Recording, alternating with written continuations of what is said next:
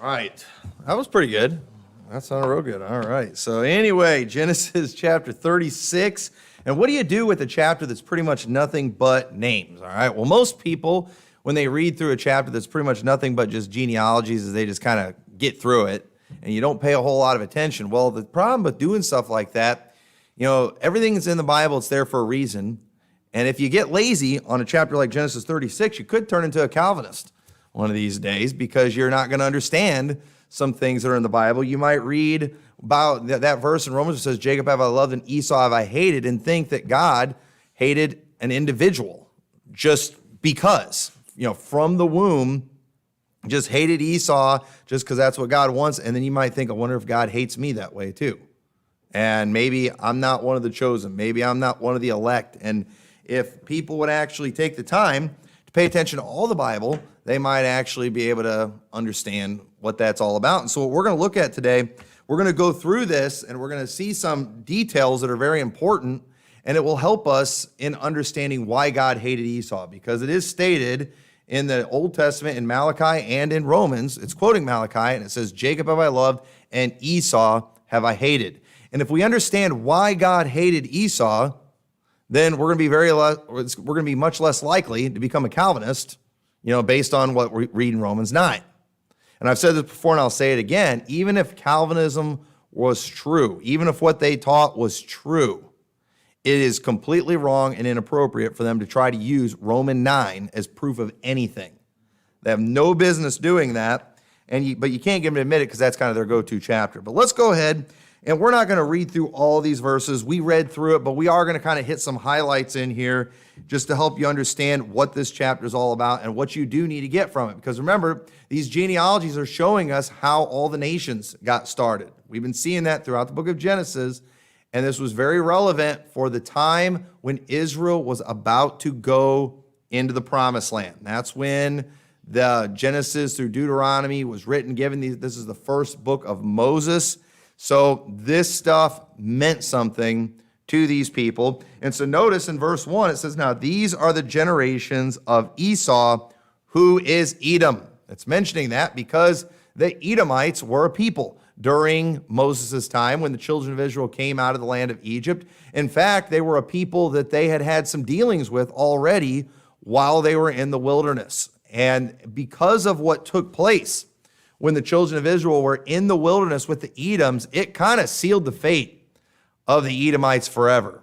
There's several things we're going to look at that happened with the Edomites that got them in major trouble with God, but one of those events was something that had just happened not long before the book of Genesis was written, and they got a curse on them because of that. So it makes sense that when the Bible's going through the story here, it's going to take some time to explain who the Edomites are and where they come from. So right here is what this chapter is, and it says Esau, who is Edom. And remember, Edom means red. And in Genesis 25:29, you don't need to turn there. It says, and Jacob sawed pottage, and Esau came from the field and was faint. And Esau said to Jacob, feed me, I pray thee, with that same red pottage, for I am faint. Therefore was his name called Edom. So he was called Edom because he sold his birthright for some red pottage. And that's kind of where he got his name from. And Edom, okay, so and one thing you got to understand, there's a lot of hatred mainly by the Edomites towards the Israelites. It was mainly a one-sided hatred that we see. And I think a lot of it was just bitterness because of the fact that what was originally for Edom, Israel got, and I don't think they ever got over it. And just by their very name, it was a reminder of what they missed out on. I mean, they missed that land flowing with milk and honey for some red pottage. Think about that, just the regrets that they had. And Esau had some regrets. And he couldn't find any place of repentance, even though he sought it carefully with tears. He wasn't able to find it. And so in verse 2, and Esau took his wives, the daughters of Canaan, Adah, the daughter of Elon the Hittite, and Holabama, the daughter of Anah, the daughter of Zibeon the Hivite, and Bashemath, Ishmael's daughter, sister of Nebajoth. And so this is why a lot of people say the Muslims are also from Esau, because Esau married one of Ishmael's daughters. And I don't know for sure about that. I really don't think that's super important, because at the end of the day, and we'll talk about this at the end, it's not so much about the bloodline, it's about the works. Okay? Remember that, especially today in this New Testament era that we are living in. It is not about the bloodlines, it is about the works. So I really don't care where people descend from. So we don't get caught up in the argument about the Jews and the Ashkenazi and all that kind of stuff. We really don't care about that, because the Jews are the Jews in the synagogue of Satan because they deny that Jesus is the Christ and they believe in another Christ. Therefore, they are, the synagogue of Satan, and it doesn't matter where they descend from physically. I don't care about that. It's about the works. So notice, though, let's go ahead and keep reading in verse 4. And Ada bare to Esau Eliphaz, and Bashmath bare Reuel, and Aholibamah bare Jeush, and Jaalam, and Korah. These are the sons of Esau, which were born unto him in the land of Canaan. And Esau took his wives, and his sons, and his daughters, and all the persons of his house, and his cattle, and all his beasts, and all his substance which he had got in the land of Canaan, and went into the country from the face of his brother Jacob. Now, why did he leave his brother Jacob? For their riches were more than that they might dwell together, and the land wherein they were strangers could not bear them because of their cattle. Thus dwelt Esau in Mount Seir. Esau is Edom. So notice that Esau was very blessed, wasn't he? Okay, was Esau blessed? He's got so much stuff. Him and Jacob are both blessed. They have so much that they can't even dwell together. The land can't handle all that these guys have. Esau, God is blessing him with children. God is blessing him in substance and cattle. We saw a couple chapters before when Jacob's trying to give him a present. He's like, hey, I'm good. I've got enough. But, and he ended up taking it anyway. But Esau was very blessed. It's important that we understand that Esau was blessed by God. Now, not as much as Jacob. Okay? Jacob was favored over Esau, but Esau was blessed by God. And so he goes on, verses 9 through 12, and it's it's naming off a bunch of people. But notice in verse 12, it says, and Timnah was concubine to Eliphaz, Esau's son, and she bare to Eliphaz Amalek. These were the sons of Ada, Esau's wife. So one of Esau's grandson, his name is Amalek, and Amalek is a very notable enemy that would be a constant problem for Israel. In fact, they had just done something, when this was written, Amalek had just done something very wicked and very dirty to Israel, and we'll talk about that later, but Amalek was the people that God told King Saul to utterly destroy. These are people that are from Esau or Edom. It was Agag that Saul spared, and then hundreds of years later, we see Haman, the Agagite, who tried killing all the Jews in the story of Esther. So can you see why these people kind of matter, why these names matter? These stories, they all kind of connect with each other. Think about it. If Saul takes care of Agag, there's no Haman the Agagite later. But he didn't utterly destroy him like they were supposed to. Amalek was supposed to be completely wiped out. They were a people that God hated. They were a people that were cursed by God. And they didn't represent all of the Edomites, but they were their own group that was a part of Edom that had their own special curse from God. And so, I kind of wonder myself if Haman, because the Bible doesn't tell us, but I want, since it was Saul and it was Israel that made Amalek basically no longer powerful, because Amalek was constantly, strong and hurting Israel. But even though Saul didn't utterly destroy them, he did for the most part destroy them, didn't he? And so Haman, you got to wonder if maybe one of the reasons he hated Jews so much is they were the ones who destroyed his people hundreds of years ago. Now, he's a descendant of a group that was once a powerful nation, but now he's in captivity, just like everybody else is during that time. He's somebody that's risen to power. He's somebody that has some respectability like Mordecai, who was a Jew during that time. But you can kind of see why there might have been some hostility there. Because one thing we see about the Edomites, they hated Israel. They always hated Israel. Always. And that was a very bad thing about them. So I think it's also interesting in the story how it mentions that Amalek was born of a concubine. And one thing you'll see a lot in the scriptures, not all the time, but a lot of times when it specifically mentions someone came from a concubine, it was somebody who caused a lot of trouble, like Ishmael. And it just shows how, marriage is an important thing. And these children that would come from these relationships often were bad. Not always. Not always. Sometimes, because of God's grace, there were good people that came from them. But quite often, most of the time, it was bad people and bad stories came. I've never kept track of all the examples there are, but there are many examples of that one that was of a concubine. But there were some that God used too. So if you were, born out of wedlock or something like that, listen, God can still bless you. God can still use you. But at the same time, I don't recommend having kids that way.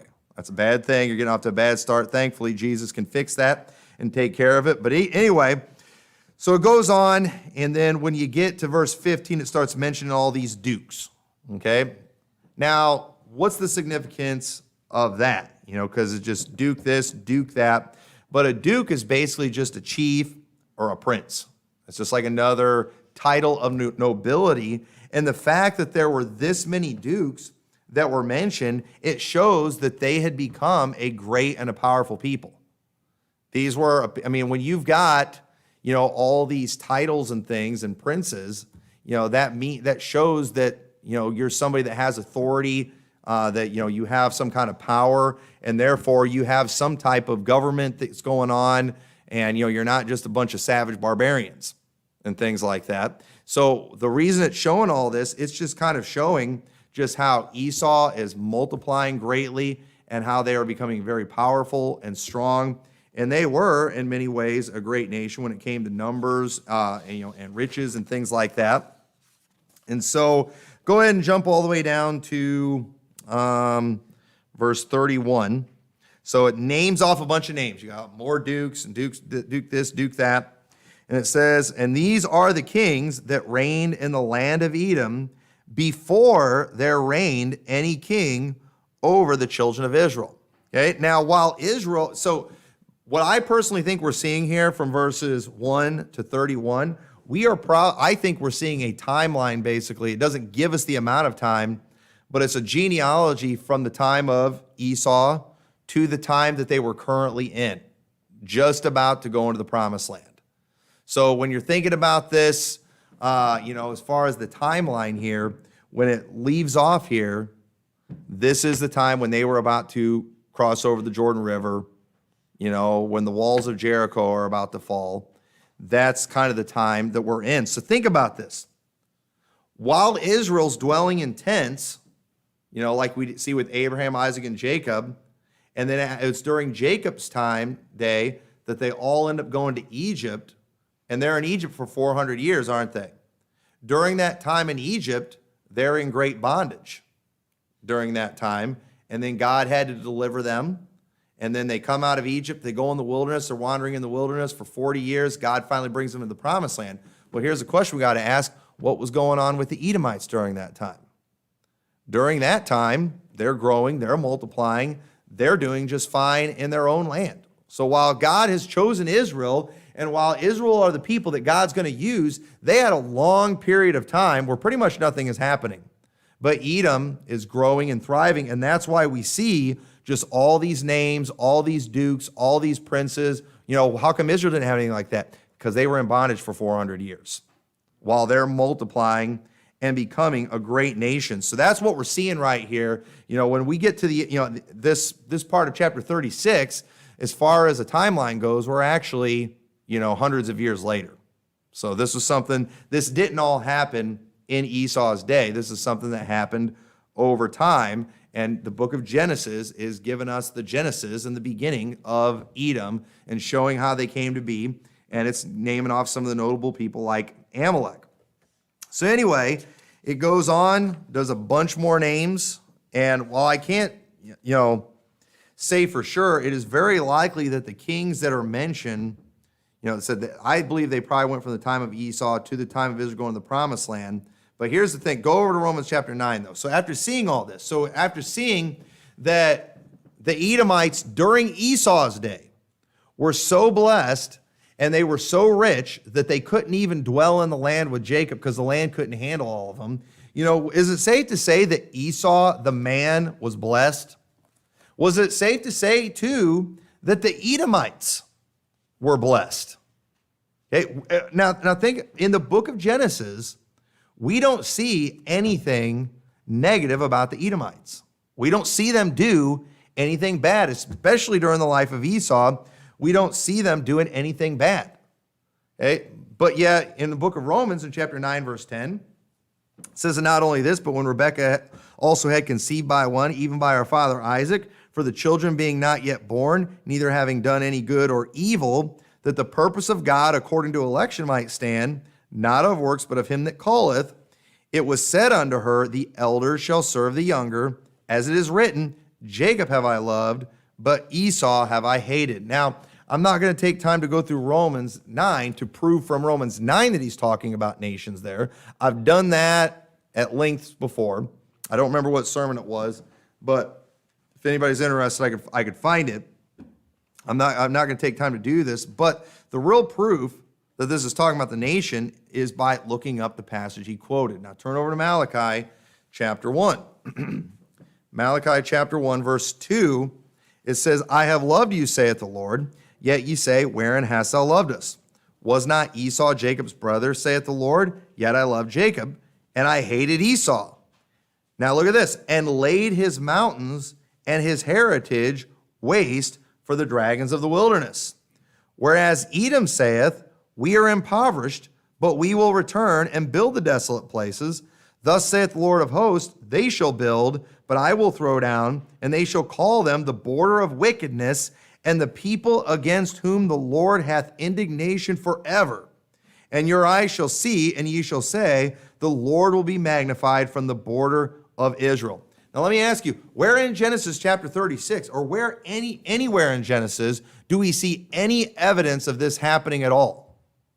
Of God laying their mountain desolate in a wilderness? Where do we see that? Why in the world would God have indignation on them as a people forever when literally the only thing we've seen Esau do is he sold his birthright and he hated his brother for a while and got over it? I mean, that's all we see Esau do. We see that Jacob ended up making up with Esau and got along with him just fine. Do we think Jacob was more forgiving than God was? Okay, so there's no doubt from Romans 9 that he's talking about nations here, but this curse that came on them is something that came later, and the Bible tells us when it is. It's just these stories, though, they're not told in great detail, really. They're quick stories in the Bible, and so they're ones that kind of get glossed over. They're not some of the more memorable stories, but these were key events that are important to understand if we're going to understand a lot of prophetic passages of Scripture from the Old Testament. There's a lot of places in the Old Testament where there's prophecy specifically against Edom. The book of Obadiah is all about Edom. It's a prophecy towards Edom. And so if we don't know the history of this nation, a lot of the Bible isn't going to make sense to us. And then we might read Romans 9 and think the Calvinists are right if we don't understand these things. So we don't see any evidence of what God said happened to them in the book of Malachi happening anywhere in the book of Genesis. In fact, we see the opposite. We see them thriving. We see them growing. We see princes. We see, them multiplying in cattle and everything. So what happened? What did they do that made God angry with them forever? Because the Bible tells us what they did, and it was way after Esau was dead and gone. Esau was not around, but these people, they were named after Esau. The Edomites as a people were chosen by God for destruction, unlike the people of Israel. Okay? Now you say, well, then that means, God hated Esau. Not Esau the person, because here's the thing that you got to understand. about that is, God chose from the beginning a people of faith, didn't he? And God chose a people for destruction. The people that God chose for destruction, according to Romans 9, are those who are of the flesh. The ones that God chose for salvation were those who are of faith. And so in Romans 9, we see the Apostle Paul putting the Jews in the category of Esau. Why? Because they were of the flesh and they were not of faith. Where the Apostle Paul puts those who were of faith, whether Jew or Gentile, he puts them with Israel. Okay, so what God did, God chose to name his people after Israel. God chose to name those who are of the flesh after Edom or Esau. And so, again, they just kind of got the title, just like all of us who are of faith were named for Abraham too, aren't we? So we see God doing that kind of thing. And God did from the beginning choose to, have Esau be the ones that those people are named from. Why? Because for one, Esau was the older of the two brothers, where it was always the younger that God went with. And so the fact too, the way he just sold his birthright for nothing, that's just kind of a great picture of the Jews in a lot of ways. We don't have time to go into all of that. But either way you look at it though, okay, Esau, I do believe Esau is going to be in heaven, just like many Jews are going to be in heaven. And it's not because of they were Jews in the flesh, it was because they were of faith. Okay, so here's what we need to know. It's important that you understand these facts. What happened with Edom? What made God angry with them? Because it will help you if you understand when you're reading the book of Malachi, what God is talking about, what happened with Esau or Edom. It was something that happened long after Esau was dead. Now, we get this when it comes to Israel. So, for example, when we see God angry at Israel in the wilderness, nobody thinks Jacob, do they? We see Israel, and when it gets to that point, we think of him as a nation, don't we? And when God says, I'm angry at Israel, nobody's thinking God's angry at Jacob. But for some reason, when we see God talking about Esau in the book of Malachi, we think it's the person and not the nation. Okay? And it's the nation. So you've got to get that in your head too. We've got it figured out with Israel, but we don't with Esau because the Bible doesn't say as much about him. Because it was more about the Jews. So first thing that Edom did that got them in trouble, look at Numbers chapter 20 and verse 14. So Israel's wandering in the wilderness now, and it says, and Moses sent messengers from Kadesh unto the king of Edom. Thus saith thy brother Israel. Okay, Moses is being nice. Hey, we're your brother. Okay, we're related. Thou knowest the travail that has befallen us. We're in a tough time right now, brother. How our fathers went down into Egypt, and we have dwelt in Egypt a long time, and the Egyptians vexed us and our fathers. And when we cried unto the Lord, he heard our voice and sent an angel, and hath brought us forth out of Egypt. And behold, we are in Kadesh, a city in the uttermost of thy border. Let us pass, I pray thee, through thy country. We will not pass through the fields or through the vineyards, neither will we drink of the water of the wells. We will go by the king's highway. We will not turn to the right hand nor to the left until we have passed by thy borders. And Edom said unto him, Thou shalt not pass by me, lest I come out against thee with the sword. Okay, now why did they do this? They were being mean. They were cruel. There was no reason for them not to let them do that. Did you know later when God gives Israel the law, in that law that God gave them, if a stranger was passing through their land, they were allowed to grab ears of corn. If they were allowed to grab a piece of fruit from the tree, they were supposed to be accommodating to those who were passing through their land and take care of them and be good to them. They were not to oppress the stranger. God gave them a bunch of commands. Hey, don't you do to other people like other people did to you, specifically like the Edomites did to you. The Edomites are being cruel here, and it says, and the children of Israel said unto him, We will go by the highway, and if I and my cattle drink of thy water, then I will pay for it. I will only, without doing anything else, go through on my feet. And he said, Thou shalt not go through. And Edom came out against him with much people and with a strong hand. And Edom refused to give Israel passage through his border. Wherefore Israel turned away from him. Now, we don't have time to go into all the stories, but because of the way that they had to go. Because of the way they had to go, it was very difficult on them, and it caused them to complain. Look at Numbers 21:4. It says, and they journeyed from the Mount Hor by the way of the Red Sea to compass the land of Edom. They have to go the hard way to get around Edom because Edom's not cooperating. And the soul of the people was much discouraged because of the way.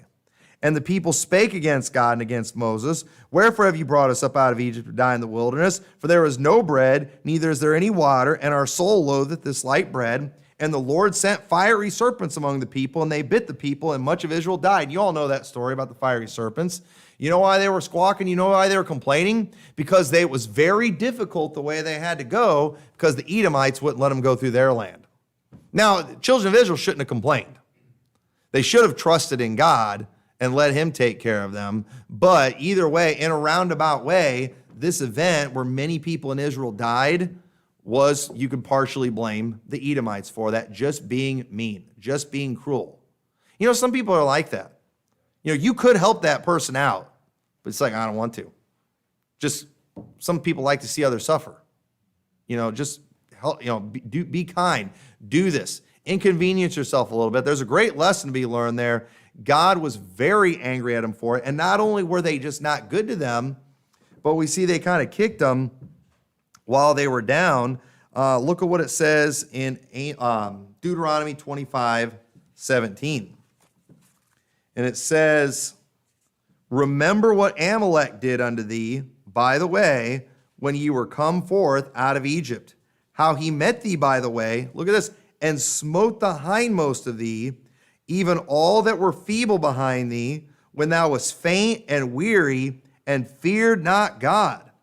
Therefore it shall be, when the Lord thy God hath given thee rest from all thine enemies round about in the land which the Lord thy God giveth thee for an inheritance to possess it, that thou shalt blot out the remembrance of Amalek from under heaven, thou shalt not forget it.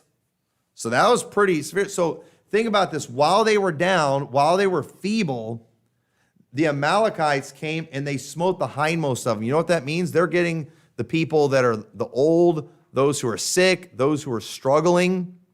They're going after the weakest in the group. They're fighting dirty is what they're doing. And the thing is, the children of Israel were not a threat to them. They were not a threat to them, but they went and just in a mean, cruel way, went and hurt these people. Why? Just out of hate, because they hated them. I don't think they wanted that. They didn't want them in that land. I think they knew that land belonged to them. They knew that God had promised that to Israel and not them. And, you know, there's probably still some bitterness, too, by the fact their name was Edom. And here we are in this land that's not as good as that land that God's promised to them. And we're stuck here because of Esau and that stupid red pottage that he wanted so bad. But you know what? If we can't have it, we don't want them to have it either. And so here we have Israel during a difficult time, and then they're attacking him, fighting dirty. Look what it says in Amos chapter 1. In Amos chapter 1, in verse 11, it says, thus saith the Lord, for 3 transgressions of Edom, and for 4, I will not turn away the punishment thereof, because he did pursue his brother with the sword, and did cast off all pity, and his anger did tear perpetually, and he kept his wrath forever. And I believe that is a reference to what we just saw there in Deuteronomy chapter 25.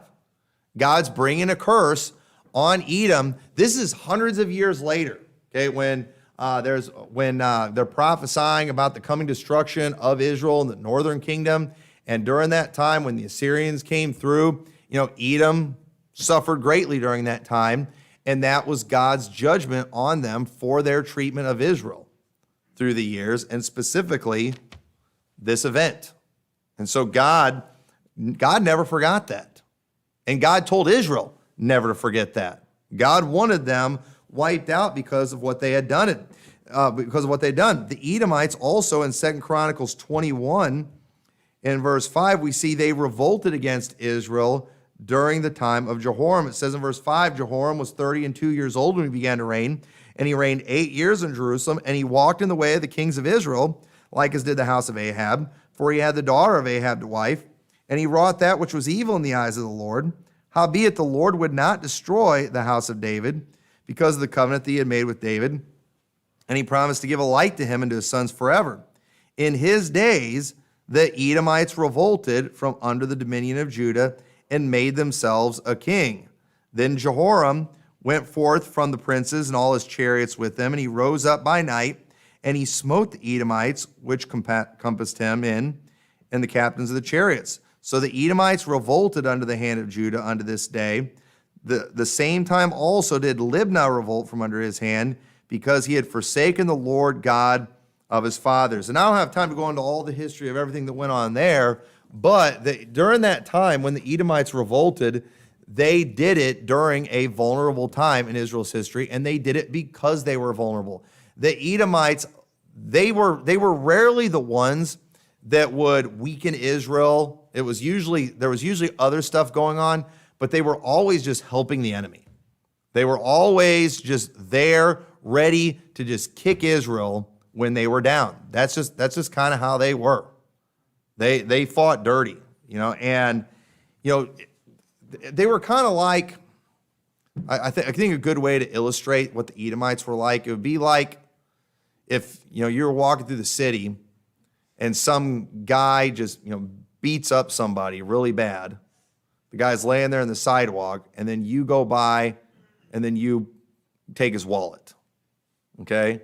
Now, the guy that beat him up is really bad for doing that to him, but you're a scumbag for stealing his wallet because he's down and he can't do anything about it. That's how the Edomites were to Israel. They weren't always the ones that were beating up on them, but they were always the ones taking advantage of them when they were in a difficult situation. And so they were very wicked for doing that. And in many ways, you could almost say that second person that comes along is more wicked. I mean, at least the one guy went after him when he was healthy and was able to fight back and stuff. But then the slime bag that just comes along, afterwards, just taking advantage of the situation. That was how the Edomites were. They took advantage of them when they were vulnerable, wandering in the wilderness, while they're tired, while things are difficult. They were just constantly doing that with them. And God saw that kind of thing and hated it. And let me tell you something. You take advantage of people, God is going to be upset with you greatly. We should never take advantage of people. You see people in a tough time going through in a difficult situation in their life, that's not your opportunity to take advantage of them. You do that, you're like the Edomites. And that's wrong. And so, turn over to Psalms 137. Okay, now in 2 Chronicles 21, during that time when all that was going on, where there was the revolt with the Edomites, Obadiah is mentioned in that story. And so a lot of people place the book of Obadiah during that time, during the time of Ahab and Jehoram. But I believe that was, I know that was a different Obadiah. Okay, because I'm going to show you how the book of Obadiah was written after the Babylonian captivity. I'm convinced that a lot of people disagree with that, but that's okay. They can be wrong. But look at Psalms 137 and verse 7. I didn't put that one in my notes. Psalm 137 and verse 7. This is another event that was really a significant event for Edom and for their future, but the Bible just doesn't say a whole lot about it, and so it's easy to just kind of skip over. It says in Psalm 137:7, "Remember, O Lord, the children of Edom in the day of Jerusalem, who said, raise it, even to the foundation thereof.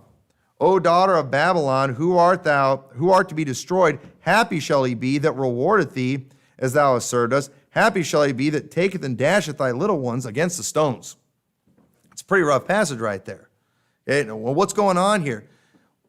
When it says, let's start in verse 1. I probably should have read a little more of this. It says, "By the rivers of Babylon, there we sat down, yea, we wept when we remembered Zion." This tells us when this psalm was written. This is when they were taken captive in Babylon. Okay, they're taken captive. They're by the rivers of Babylon. They're weeping, remembering Zion. Why? Because Jerusalem has been destroyed. It says, "We hanged our harps upon the willows in the midst thereof, for there they that carried us away captive required of us a song, and they that wasted us required of us mirth, saying, sing us one of the songs of Zion. How shall we sing the Lord's songs in a strange land?" So There's no doubt about when this psalm was written. And so notice when it's talking about remembering the children who said, raise it, okay? He's saying to remember those who were cheering on the destruction of Jerusalem. Okay, this isn't the people who were destroying it. It was the people who were watching and they were cheering it on, okay? That would be like that guy watching somebody beat up a guy in the street and he's just cheering it on. Okay, you're not doing it. Okay, but just the fact that you're sitting there watching it and enjoying it, you are a scumbag, aren't you? And so when Israel is being destroyed, the Edomites, they're not the ones doing the destroying, but they're cheering on the enemies of Israel, aren't they? They're encouraging them. And look what it says in Obadiah in chapter 1, verse 10. It says, for thy violence against thy brother Jacob, shame shall cover thee, and thou shalt be cut off forever. In the day that thou stoodest on the other side, in the day that the strangers carried away captive his forces, and foreigners entered into his gates and cast lots upon Jerusalem, even thou wast as one of them. But thou shouldst not have looked on the day of thy brother in the day when he became a stranger, neither shouldst thou have rejoiced over the children of Judah in the day of their destruction, neither shouldst thou have spoken proudly in the day of distress. Thou shouldst not have entered into the gate of my people and in the day of their calamity. Yea, thou shouldst not have looked on their affliction in the day of their calamity, nor have laid hands on their substance in the day of their calamity. There they are, picking the pocket of the guy who just got beat up. Neither shouldst thou have stood in the crossway to cut off those that did escape, neither shouldst thou have delivered up those of his that did remain in the day of distress. Folks, there's no doubt this is talking about when the Babylon came through. There's no doubt about this. So this is not the same Obadiah that we see in 2 Chronicles. But listen, Edomites were so bad, they're cheering it on. When they come through, the Babylonians do their thing. The Edomites go in afterwards and like, let's go get the spoils. Let's go take from our brother. And then, not only that, people who are escaping, okay, they see what's going on in this battle, and without even Babylon making them do anything or making them help, what do? Hey, let's go and let's stand in the way, and if there's any people that escape, we'll kill them. Okay, now that's really dirty there, isn't it? That's cowardly. They were always doing the easy, cowardly thing, and it was always motivated by hatred for Israel. And so, I mean, right there, it was a very serious thing, and God saw them. Okay, God already had plans to take care of the Babylonians, didn't he, for what they did to Israel. And then God saw it. God saw it when the Edomites were cheering on the Babylonians. God saw it when they're cutting off those who would try to escape and killing them. God saw it when they ran in on their brother and they took anything that was left that the Babylonians didn't get. God saw how they took advantage of that situation, and God hated them for it. And God said, you're done. You will be destroyed forever. So right there, I mean, these are some pretty good reasons for hating on Edom, wouldn't you say? But did Esau do any of this? No. Esau did none of this, but the people that, his name, or their name comes from him, but it was these people that did that. And so I believe that God hated Esau mainly because of Esau's hatred for Israel, or Edom's hatred for Israel. Esau, the individual, he did have hate for Israel for a while, didn't he? But it didn't stay that way. He got over it, and he loved his brother. But it's clear that the people of Edom hated the people of Israel, and it ended up being their undoing. It's a dangerous thing to hate on the people of God. Very dangerous thing. You need to love the people of God. If you don't love your brother, the Bible says you abide in death. And I don't have time to get into all that, Pastor. I wish I had time to talk some about that. But think about this. Who was it that just hated the Christians? It was the Jews, right? Now, think about this. During those major persecutions that took place, okay, at first it was mainly by the hands of the Jews in Jerusalem, But later, it was by the hands of the Romans. Now, what do we see the Jews doing whenever Christians were being killed and hurt by the Romans? Cheering the Romans on. Is that not exactly what we see? Throughout history, when Christians are being persecuted, the Jews have always been happy about it. The Jews have always celebrated. They might not always be the ones doing it, but you better believe they're cheering it on, and you better believe during the tribulation, when the kingdom of the Antichrist is going on, guess who's going to be singing their praises more than anybody of the Antichrist? It's going to be the synagogue of Satan doing that type of thing, cheering it on while they're going after the Christians. Why? Because they hate us. They've always hated us. We don't see Christians ever celebrating the death of the Jews. Christians cry their eyes out at the thought of the Holocaust today. Okay? And even those of us who know the truth about Israel, we don't celebrate the Holocaust. We don't support the murdering of Jews. We don't believe in that kind of thing. In fact, when you read a lot of the stories about the Holocaust, it was often Christians hiding the Jews.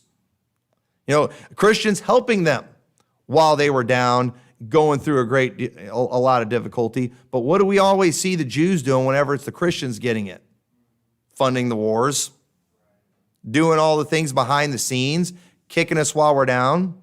What do they do when we're down, with all Gentiles, when we're down financially? They're the ones doing the predatory lending, taking advantage of people while they're down. And folks, it's not about the bloodline, it's about the works. And let me tell you something, the modern day Jews are just like the Old Testament Edomites. They are just like them. And that is why the Apostle Paul associated them with the Edomites. They are the people upon whom the Lord hath indignation forever. They are the vessels of wrath fitted for destruction. The people of the flesh, God chose them for destruction. It's those who are of faith that God chose for good, that God chose for salvation, those who are of faith. And so understand that there was a very good reason for the hatred of the Edomites. They hated God's people. And folks, we are God's people today, and those who hate us, those who are cruel to us, those who are evil to us, God hates them too. Just like, you know why? Because they're of Esau. They're of Esau, and they're going to get what's coming to them. And you know what? And that's why we go ahead and we love our enemies. We bless them that curse us. We're going to do good to people. You know what? If for some reason they ever did do another Holocaust or something like that, did you know I wouldn't support that. I would try to stop that. And you know what? I'd even hide a Jew if I had to, because that's what you do. If they were going through, if they needed refuge in our country, we would be good for doing that to them. Now, that's not what they did for Israel. That's not what the Edomites did for Israel, but we should do that kind of thing. We should be loving like that. And those who aren't, they are going to be in big trouble. And so I think this leaves, no doubt, why God hated Esau. And it's important that we understand these things in history. These are not well-known stories, that are talked about that much, but they are the reasons for a lot of those prophecies we see. And they are the reason that God laid their mountain and their heritage desolate. By the time Malachi was written, that had happened. By the time Malachi was written, that was after the Syrians and the Babylonians came through and did all the things that they did, and Edom got what was coming to them. Edom suffered greatly, and they've never made a comeback. To this day, people don't even really know for sure who they are. A lot of people try to say they're the Muslims, but I don't know. Maybe they don't really exist. But they do spiritually, don't they? They do spiritually. They do exist and will always be around until the day Jesus comes back and destroys them. And so, anyway, with that, hopefully that'll help you understand more about why God hated Esau. It wasn't God picking on Esau and just saw him in the womb and said, you know what, I hate that baby right there. But God did choose to use him to name a people, because God knew what was going to happen with them. But it doesn't mean God didn't love Esau and that God wasn't good to Esau and God didn't bless Esau. God did.